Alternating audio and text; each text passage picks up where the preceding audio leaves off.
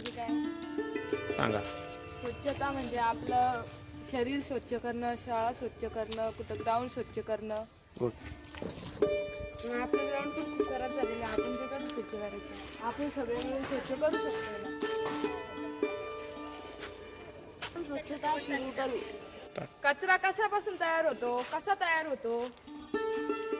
झाडांच्या पाचोळ्यापासून. अजून कशापासून कचरा तयार होतो? कचरा आपली खिचडी सांडलेली पानांपासून तयार होतो. अजून कशापासून तयार होतो?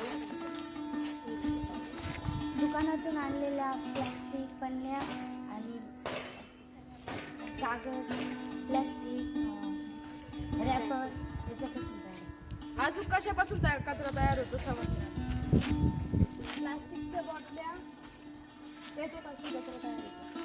अजून कोण सांगू शकताय का अजून कसं कचरा तयार होतो? कचरा आपण पेन्सिल त्याच्यापासून पण तयार होतो, कारण की आपण पेन्सिल शिकतो ती जी घाण असते ना त्याच्यापासून पण कचरा तयार होतो. आपल्या घरात कसा कचरा तयार होतो ते सांगा आपल्याला. कशा? भाजी, रोटी, भात, वाजलेली भात. अजून कशापासून होतो कोण सांगू शकतंय?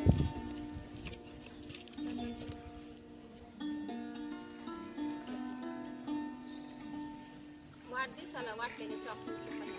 कचऱ्याची विल्हेवाट कशी लावता येईल आपल्याला? आपण कचरा जाळू शकतो, नाहीतर रिसायकल करू शकतो, नाहीतर खत तयार करू शकतो. अजून काही कोणी सांगू शकतंय का कचऱ्याची विल्हेवाट कशी लावता येईल? सांग नंतर. आपण जुना प्लास्टिक वगैरे त्याच्यामुळे पण प्रदूषण पण होतं आणि कचरा पण तयार होतो. प्लास्टिक आपण ते भाजी वगैरे कापतो त्याच्यापासून आपण एका डस्टबिन मध्ये टाकून त्याचं खत तयार होऊन आपल्या शेतीला ते काम येतं ना, ते पण त्याचं बी चांगलं वाटू शकतं. वर्गात कचरा होऊ नये याच्यासाठी आपण काय काळजी घ्यायला पाहिजे? हो सांग. वहीचे कागद फाडायचे नाही. अजून काय? पेन्सिलची डाळ आपल्याकडे ठेवून द्यायची. अजून काही कोण सांगू शकतं? आपला पेन कधी संपला ना आपण डस्टबिन मध्ये टाकायचा, पण वर्गात नाही टाकायचा. अजून काही कोण सांगू शकतं? सांग.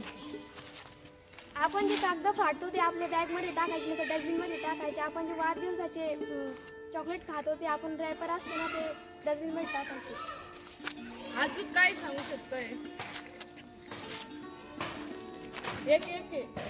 आपण ते चप्पल वगैरे ते वर्गात नाही न्यायचे, बाहेर एका ठिकाणी काढायचे, तेव्हा पण घाण होणार नाही ना वर्गात, तेव्हा पण स्वच्छता राहील ना.